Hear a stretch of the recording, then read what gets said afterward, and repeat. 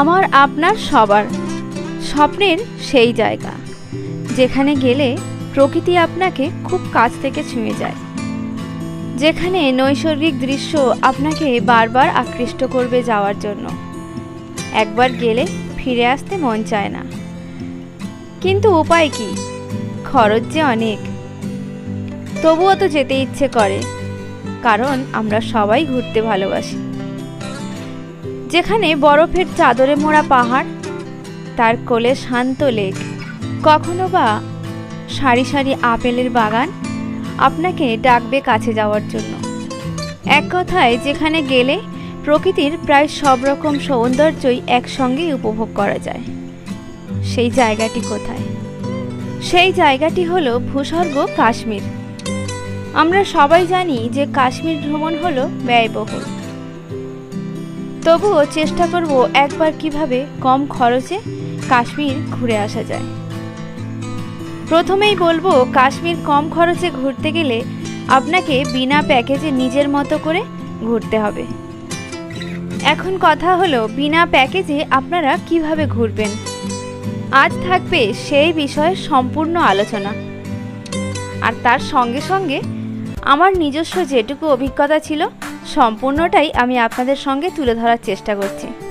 প্রথমেই আসি, কাশ্মীর বেড়ানোর উপযুক্ত সময় কোনটি?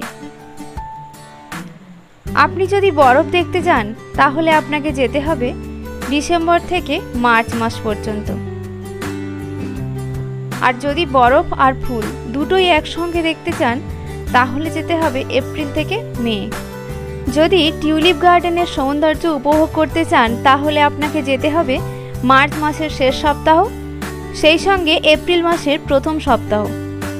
এই 15 থেকে 20 দিন টিউলিপ গার্ডেন খোলা থাকে। আপেল বাগান দেখবেন তাহলে আপনাকে আসতে হবে আগস্টের শেষ থেকে অক্টোবরের শুরু পর্যন্ত। এছাড়াও নভেম্বর মাসে কাশ্মীরের সৌন্দর্য থাকে অন্যরকম। এই সময়ে এখানে সমস্ত গাছের পাতা হলুদ হয়ে যায় এবং দেখতে খুব সুন্দর লাগে। এক কথায়, এই সময়টি হলো পাতা ঝরার মরশুম। তাই গোল্ডেন কাশ্মীর দেখতে হলে আপনাকে কিন্তু অবশ্যই আসতে হবে নভেম্বর মাসে। তবে আমরা গিয়েছিলাম মার্চ মাসের প্রথম সপ্তাহে, তাই চারিদিকে ছিল বরফের চাদরে মোড়া, পুরোটাই সাদা। যেদিকে চোখ যায় সেদিকে দিগন্ত বিস্তৃত জুড়ে শুধু সাদা বরফের চাদর, সঙ্গে কখনো বা মাথা উঁচু করে দাঁড়িয়ে থাকা পাইনের জঙ্গল। সে দৃশ্য সত্যিই ভোলার নয়।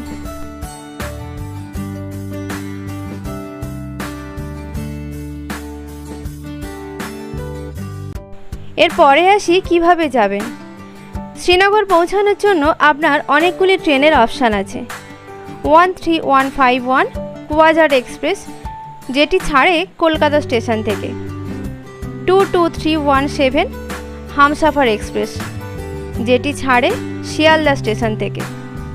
12331 হিমগিরি এক্সপ্রেস, যে ট্রেনটি ছাড়ে হাওড়া স্টেশন থেকে। এই ট্রেনগুলিতে করে আপনি পৌঁছে যেতে পারবেন জম্বু তাওয়াই স্টেশন।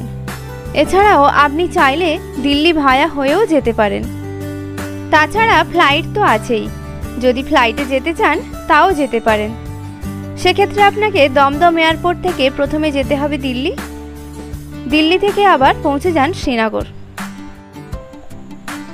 ফ্লাইটে করে গেলে একটা সুবিধে আছে, আপনাকে জম্মু থেকে আর শ্রীনগর যাওয়ার জন্য গাড়ি নিতে হবে না, টানা আপনি শ্রীনগর পৌঁছে গেলেন। কিন্তু আর একটা অসুবিধে আছে, সেটি হলো আপনার প্ল্যানে যদি বৈষ্ণোদেবী থাকে তখন কিন্তু আপনার প্রথমবারে যাওয়ার সময় ট্রেনে যাওয়াটাই বেটার, কারণ জম্মু থেকে শ্রীনগর যাওয়ার পথেই কিন্তু বৈষ্ণোদেবী পড়ে। তাই প্রথমে আপনারা জম্মু স্টেশনে নেমে কাটরাতে বৈষ্ণোদেবী দর্শন করে তারপর ওখান থেকে গাড়ি নিয়ে চলে যান শ্রীনগর। পারলে আপনারা ফেরাটা ফ্লাইটে করে করলেও করতে পারেন। এরপরে আসি, কাশ্মীর ঘোরার জন্য আপনার প্ল্যানে কদিন সময় রাখতে হবে। প্রথমত, আপনি যদি আপনার প্ল্যানে বৈষ্ণোদেবী রাখেন তাহলে তো সঙ্গে আরও প্রায় 1.5 দিন যোগ করতে হবে। অর্থাৎ আজকে আমি আপনাদের সামনে তুলে ধরব আজ রাত্রি 9 দিনের বৈষ্ণোদেবী নিয়ে কাশ্মীর ঘোরার পরিকল্পনা। এর মধ্যে যদি আপনারা কোনো জায়গা বাদ দিতে চান তাহলে একদিন করে আপনার কমে যাবে। নিজের পছন্দ মতো বাদ দিলেও দিতে পারেন। আপনারা 8 রাত্রি 9 দিন কাশ্মীর ঘোরার পরিকল্পনায় কোন কোন জায়গা রাখবেন তালিকাতে, চলুন সেগুলো একবার জেনে নিই। প্রথম দিন চলে যান জম্মু থেকে কাটরা। এরপরে আসি দ্বিতীয় দিন। দ্বিতীয় দিন দুপুরবেলা গাড়ি ছেড়ে আপনি চলে যান কাটরা থেকে শ্রীনগর। তৃতীয় দিন থাকছে শ্রীনগর লোকাল সাইট সিইং, সঙ্গে ডাল লেক। চতুর্থ দিন ঘুরে দেখে নিন গুলমার্গ। পঞ্চম দিন সোনমার্গ। ষষ্ঠ দিনে রাখতে পারেন দুধপাত্রি অথবা ইউসমার্গ। সপ্তম দিনে চলে আসুন শ্রীনগর থেকে পেহেলগাম। অষ্টম দিনে পেহেলগামটা টোটাল ঘুরে দেখে নিন। নবম দিনে চলে যান সকালবেলা উঠে পেহেলগাম থেকে জম্মু। তাহলে এবার শুরু করি প্রথম দিন ঘোরার পরিকল্পনা। জম্মু স্টেশন থেকে বাইরে বেরোলেই পেয়ে যাবেন ট্যাক্সি স্ট্যান্ড।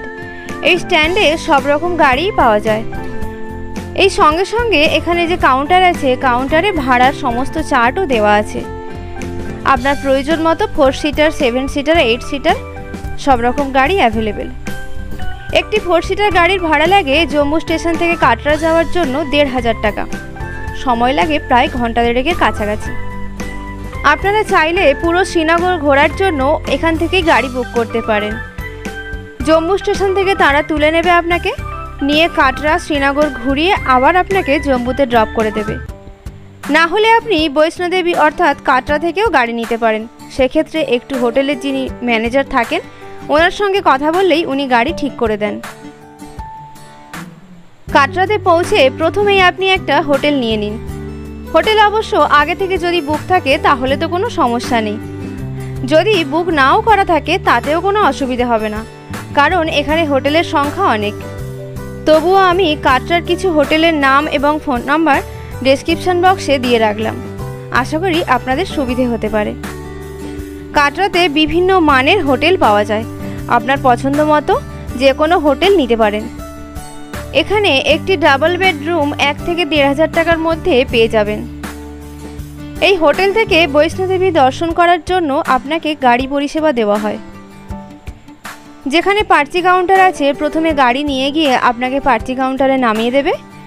সেখানে ডকুমেন্টস দিয়ে আপনাকে নাম এন্ট্রি করাতে হবে। নাম এন্ট্রি করানোর জন্য লাগে আধার কার্ড আর সঙ্গে 1 কপি ফটো। এখানে পার্চিটা দেওয়ার পর আপনি সেটা গলায় নিয়ে উঠে পড়ুন গাড়িতে। গাড়ি আপনাকে যেখান থেকে হাঁটা শুরু হয় সেখানে নামিয়ে দেবে, অর্থাৎ এন্ট্রি গেটের সামনে। আর যখন আপনি হাঁটা শুরু করবেন এই এন্ট্রি গেটের সামন থেকে একটা লাঠি নিয়ে নেবেন সঙ্গে। আরও ভালো হয় যদি 2 হাতে 2টো লাঠি নিয়ে হাঁটা শুরু করেন, তাহলে আপনার কষ্ট অনেকটাই কম হবে। সঙ্গে পিঠে ছোট্ট একটি লাগেজ ক্যারি করবেন। সেখানে শীতের হালকা কিছু পোশাক আর একটু পানীয় জলের বোতল রাখবেন, কারণ হাঁটতে হাঁটতে আপনার জল খাওয়ার প্রয়োজন হবে। আরও একটি বিশেষ কথা, আপনি কাটরাতে যেই হোটেলেই থাকুন না কেন প্রথমে একটু জেনে নেবেন যে হোটেল থেকে মন্দির দর্শনের জন্য গাড়ির পরিষেবা আছে কিনা। যদি না থাকে বাইরের স্ট্যান্ড থেকে অটো পেয়ে যাবেন। এই অটো পরিষেবাও 24 ঘন্টা থাকে। আর যদি হোটেলের গাড়ি দেয় তাহলে তো কোনো অসুবিধে নেই, ওনারা 24 ঘন্টা পরিষেবা দিয়ে থাকেন। কারণ এই বৈষ্ণোদেবী দর্শন আপনি দিনের যে কোনো সময় শুরু করতে পারেন, আবার যে কোনো সময় ফিরে আসতে পারেন। তবে এ বিষয়ে আরেকটি গুরুত্বপূর্ণ কথা, সেটি হলো যদি আপনি গ্রীষ্মকালে যান তাহলে আপনি রাত্রে হাঁটা শুরু করবেন, তাতে আপনাদের কষ্ট কম হবে। আর যদি শীতকালে যান তাহলে সকালে হাঁটা শুরু করবেন, রাতের মধ্যে নেমে আসার চেষ্টা করবেন। কেউ চাইলে ওপরে বৈষ্ণোদেবী মন্দিরের পাশে ভবন আছে, সেখানে অনলাইনে বুকিং করে থাকতে পারেন। কেন বললাম অনলাইন বুকিং করার কথা? কারণ এই রুমগুলি অনলাইনে না বুক করলে আপনি গিয়ে সঙ্গে সঙ্গে নাও পেতে পারেন। ঠিক সেই কারণে কেউ যদি মন্দিরে হেঁটে না উঠতে পারেন তার জন্য এখানে ব্যবস্থা আছে, যেমন ধরুন ঘোড়া, পিঠু ইত্যাদি। বৈষ্ণোদেবী হেঁটে উঠতে গেলে বেস ক্যাম্প থেকে দূরত্ব পড়ে প্রায় 14 কিলোমিটারের মতো। আপনি যদি অর্ধকুমারী দিয়ে না গিয়ে ভবন দিয়ে যান তাহলে আপনার 1 কিলোমিটার কম হবে। আর তার সঙ্গে সঙ্গে এই দিকের রাস্তাটি অনেকটা চড়াই কম। অর্ধকুমারী দিয়ে হয়ে গেলে ওই রাস্তা বেশ চড়াই। কেউ যদি 14 কিলোমিটার এই রাস্তা হেঁটে যেতে না পারেন তাহলে শুরু থেকে ঘোড়া নিয়ে নেন। না হলে প্রথম 8 কিলোমিটার হেঁটে যাওয়ার পর পড়বে আপনার রাস্তায় অর্ধকুমারী। সেখান থেকে ভবন পর্যন্ত যাওয়ার জন্য ব্যাটারি চালিত গাড়ির ব্যবস্থা আছে। এছাড়াও বাচ্চাদের জন্য প্যারাম্বুলেটর এবং লাগেজ বয়ে নিয়ে যাওয়ার জন্য গাড়ি থাকে। বৈষ্ণোদেবী মন্দির দর্শনের জন্য এখানে হেলিকপ্টার পরিষেবাও থাকে।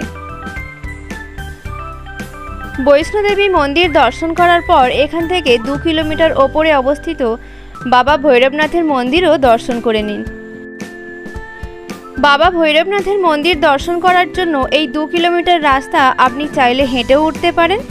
এছাড়াও এখানে রোপওয়ে পরিষেবা থাকে, তবে এই রোপওয়ে কাউন্টার বিকেল 4টে পর্যন্ত খোলা থাকে, তার মধ্যেই আপনাকে যেতে হবে।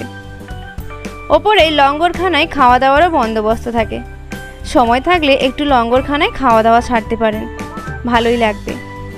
কথিত আছে যে মাতা বৈষ্ণোদেবী দর্শনের সঙ্গে সঙ্গে যদি আপনি বাবা ভৈরবনাথের মন্দির দর্শন না করেন তাহলে আপনার দর্শন অসম্পূর্ণ থেকে যাবে, তাই পারলে অবশ্যই দর্শন করে নিন।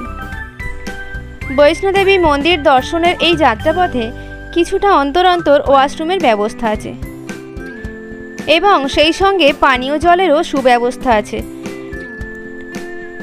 যেখানে আপনি গরম এবং নর্মাল দুরকম জলই পেয়ে যাবেন।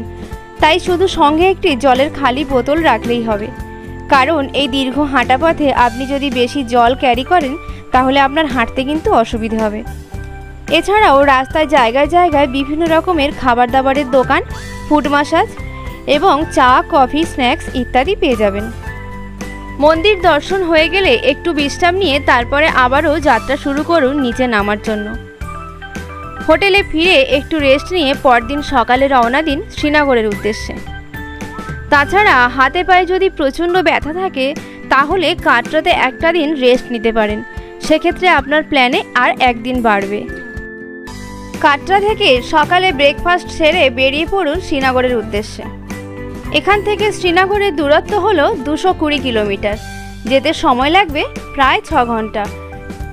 তবে রাস্তায় জ্যাম থাকলে এই 6 ঘন্টা সময় কিন্তু বেড়ে প্রায় 10 ঘন্টাও হতে পারে, সেটা জ্যামের উপর নির্ভর করবে। তাছাড়াও রাস্তার মাঝে আছে খাওয়া দাওয়া এইসব। যাই হোক, সব মিলিয়ে সময়টা প্রায় 10 ঘন্টাই ধরলাম। আগে থেকে আপনার শ্রীনগরে যদি হোটেল বুক থাকে তাহলে তো কোনো অসুবিধে নেই। যদি হোটেল বুক নাও থাকে তাতেও আশা করি সমস্যা হবে না। আপনি যে গাড়িতে যাবেন ওই ড্রাইভারকে বললে উনি ব্যবস্থা করে দেবেন। শ্রীনগরে আমি যে হোটেলটিতে ছিলাম সেই হোটেলটির নাম হলো মুস্কান। সেই হোটেলের নাম এবং ফোন নাম্বার আমি ডেসক্রিপশন বক্সে দিয়ে রাখলাম। কাটরা থেকে শ্রীনগর পৌঁছে আজকের দিনটা শ্রীনগর হোটেলে বিশ্রাম নিন। আপনাদের ঘোরার আজ 3য় দিন, আর এই 3য় দিন হলো শ্রীনগরের প্রথম সকাল। রোদ ঝলমলে একটি সুন্দর সকালে আপনারা উঠে প্রথমে ব্রেকফাস্ট সেরেই বেরিয়ে পড়ুন ডাল লেকটা ঘুরে দেখতে। এই ডাল লেকের শিকারা ভ্রমণ হয়ে গেলে দুপুরে হোটেলে ফিরে লাঞ্চটা সেরে নিন। এরপরে বেরিয়ে পড়ুন শ্রীনগর লোকাল সাইট সিইংয়ে। তারপরে সন্ধ্যায় মার্কেট ঘুরে হোটেলে ফিরে আসুন। আজ রাত্রিতে শ্রীনগরেই নাইট স্টে হবে। আজ 4র্থ দিন। এই 4র্থ দিন প্রথমেই সকালে উঠে হালকা কিছু খেয়ে বেরিয়ে পড়ুন গুলমার্গের উদ্দেশ্যে। শ্রীনগর থেকে গুলমার্গের দূরত্ব হলো 51 কিলোমিটার, যেতে সময় লাগবে প্রায় ঘন্টা 1.5। গুলমার্গে রোপওয়ে যাওয়ার জন্য টিকিট অবশ্যই আগে থেকে অনলাইনে বুক করে রাখবেন। ফার্স্ট ফেজ এবং সেকেন্ড ফেজ এই দুটি ফেজ মিলিয়ে ভাড়া পড়ে প্রায় 1000 টাকার মতো জনপ্রতি। শুধু ফার্স্ট ফেজের জন্য ভাড়া 800 টাকা। এই গুলমার্গ ঘুরে দেখতে আপনার সময় লাগবে প্রায় ঘন্টা 3 মতো।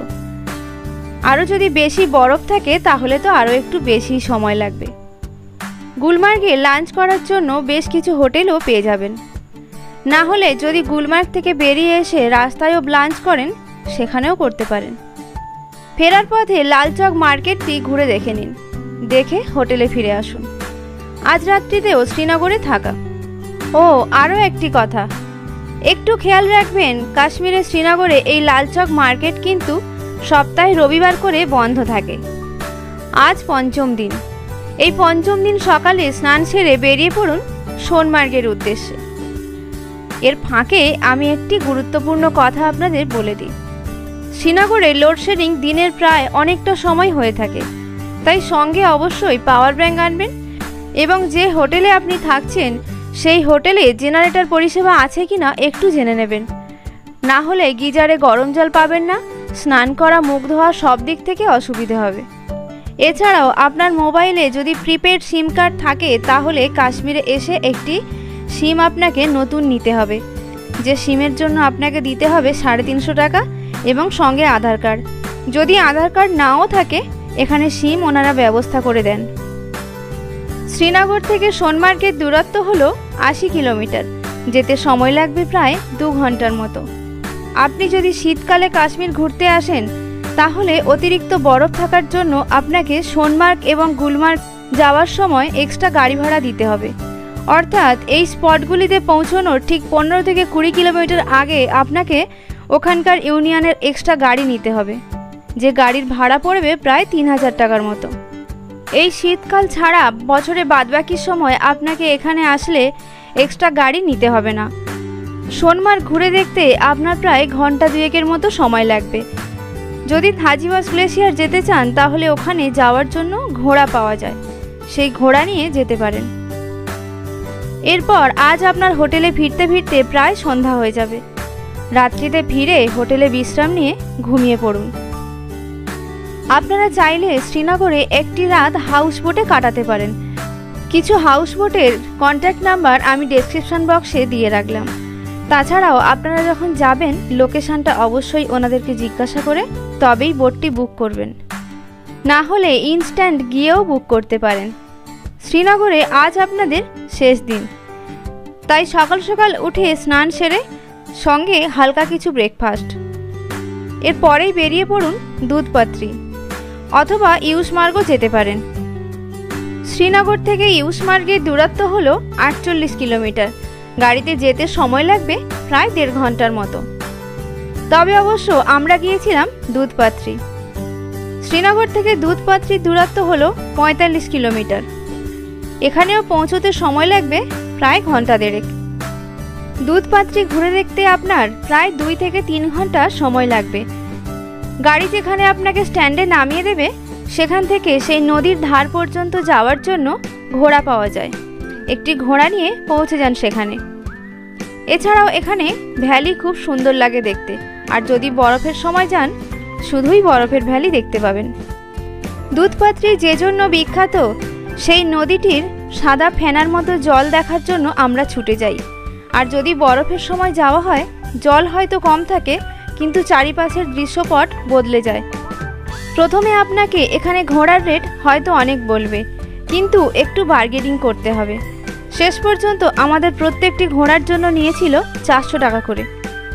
কাশ্মীর ঘোরার পর্বে আপনাদেরকে মাথায় রাখতে হবে একটু বার্গেনিং করার ক্ষমতা না থাকলে আপনার পকেট থেকে অতিরিক্ত অনেক খরচ হয়ে যাবে। দুধপাত্রি থেকে ফেরার সময় রাস্তার পাশে অনেক দোকান থাকে। এই দোকানগুলি থেকে এখানকার ফেমাস খাবার মাখে কা রুটি আর সঙ্গে সর্ষের শাক। পারলে এই খাবারটি একবার টেস্ট করে দেখতে পারেন। আজ রাত্রিতে শ্রীনগরেই নাইট স্টে হবে। আজ সপ্তম দিন। এই সপ্তম দিনে আপনি শ্রীনগর থেকে ছেড়ে চলে যাচ্ছেন পেহেলগাম। আপনারা যদি কাটরা থেকে আসার সময় পেহেলগাম করে আসেন সেক্ষেত্রেও হবে, কিন্তু আমাদের যেহেতু ট্রেন ছিল জম্মু থেকে, তাই আমরা শ্রীনগর থেকে পেহেলগাম করে তারপর জম্মু গিয়েছিলাম। শ্রীনগর থেকে পেহেলগামের দূরত্ব হলো প্রায় 90 কিলোমিটার। যেতে সময় লাগবে আপনার 2.5 ঘন্টার মতো। তাই শ্রীনগর থেকে যদি ব্রেকফাস্ট করে বেরোতে চান সেটাও করতে পারেন, অথবা শ্রীনগর থেকে লাঞ্চ সেরে তারপর বেরিয়ে পড়ুন লাগেজপত্র নিয়ে পেহেলগামের উদ্দেশ্যে। এবার আসি পেহেলগামে গিয়ে আপনি থাকবেন কোথায়। পেহেলগামে লিডার নদীর ধারে অনেক হোটেল আছে। যদি পিক সিজনে যান তাহলে আমি বলবো আগে থেকে হোটেল বুক করে যাওয়াটাই ভালো, আর যদি অফ সিজনে যান তাহলে বুক না করলেও হবে। ইনস্ট্যান্ট গিয়েও আপনারা হোটেল নিতে পারবেন। এছাড়াও পেহেলগামে গিয়ে আমরা যে হোটেলে ছিলাম সেই হোটেলের নাম্বার আমি ডেসক্রিপশন বক্সে দিয়ে রাখলাম। পেহেলগামে যাওয়ার সময় রাস্তার পাশে পড়বে ড্রাই ফ্রুটসের দোকান, এখান থেকেও নিতে পারেন অথবা শ্রীনগর থেকে নিলেও নিতে পারেন। পেহেলগামের যাত্রাপথে রাস্তার পাশে এছাড়াও পেয়ে যাবেন ব্যাটের ফ্যাক্টরি। এরপরে বেশ কিছু আপেলের বাগান পড়বে, সেখানে আপেলের জুস সঙ্গে সঙ্গে বানিয়ে দিচ্ছে, চাইলে এক গ্লাস জুসও টেস্ট করে দেখতে পারেন। শীতে আসার জন্য আমরা গাছে একটিও আপেল দেখতে পাইনি। এই আপেলের সময় আসলে আপেলের এই বাগানগুলি দেখতে দুর্দান্ত লাগে। পেহেলগামে পৌঁছেই আজকের দিনটা বিশ্রাম নিয়ে নিন। সন্ধ্যায় এই ছোট্ট মার্কেটটি একটু ঘুরে দেখুন। পেহেলগামে ডিনার কিংবা লাঞ্চের জন্য এই মার্কেটে অনেক হোটেল রয়েছে, সেখান থেকেও খেতে পারেন অথবা যে হোটেলে আপনি থাকছেন সেখান থেকেও খাবার অর্ডার করাতে পারেন। তবে এখানে বেশিরভাগ হোটেলেই কিন্তু ভেজ আইটেমই পাওয়া যায়। পেহেলগামের ফেমাস হোটেল হলো দানা পানি, একটাবার এখানে খাওয়ার ট্রাই করতেই পারেন। আজ অষ্টম দিন। সকালে উঠেই প্রথমে বেরিয়ে পড়ুন দোনো ভ্যালি এবং বৈশরণ ভ্যালি ঘুরে দেখার জন্য। গাড়ি যেখানে স্ট্যান্ডে থাকবে সেখানে ঘোড়ার রেট চার্ট দেওয়া আছে। এখান থেকে ঘোড়া নেওয়ার সময় পুনরায় আপনাকে সেই বার্গেনিং করতেই হবে। শেষ পর্যন্ত আমাদের এক একটি ঘোড়ার জন্য নিয়েছিল 1200 টাকা। বৈশরণ ভ্যালিতে এন্ট্রি ফি লাগে। এখানে পৌঁছে হালকা কিছু টিফিন করুন, এছাড়াও বিভিন্ন রকম অ্যাক্টিভিটিস আছে, চাইলে করতে পারেন। এখানে ঘন্টাখানেক সময় কাটিয়ে ফিরে আসুন। ফিরে এসে লাঞ্চ সেরে বেরিয়ে পড়ুন বেতাব ভ্যালি এবং আরু ভ্যালি ঘুরে দেখার জন্য। এখানে কিন্তু আপনার সঙ্গে প্যাকেজে যে গাড়ি আছে সেই গাড়ি এই সাইট সিইংয়ের জন্য যাবে না। স্ট্যান্ড থেকে আপনাকে ট্যাক্সি নিতে হবে। 4 সিটার, 7 সিটার, 8 সিটার বিভিন্ন রকমের গাড়ি এখানে অ্যাভেলেবেল। গাড়ির রেট চার্টও দিয়ে দিলাম। পেহেলগামে সাইট সিইংয়ের জন্য গাড়ি ভাড়া ফিক্সড করা আছে, এখানে আপনাকে কোনো রকমভাবে বার্গেনিং করতে হবে না। বেতাব ভ্যালি, আরু ভ্যালি, চন্দনবাড়ি এই সমস্ত জায়গা ঘুরে আপনার হোটেলে ফিরতে প্রায় বিকেল গড়িয়ে সন্ধ্যা হতে যাবে। আজ সন্ধ্যায় পেহেলগামের মার্কেটটি একটু ঘুরে নিন।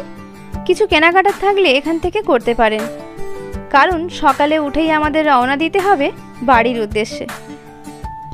এবার আসি এই 8 রাত্রি 9 দিনে এক একজনের খরচ কত হবে।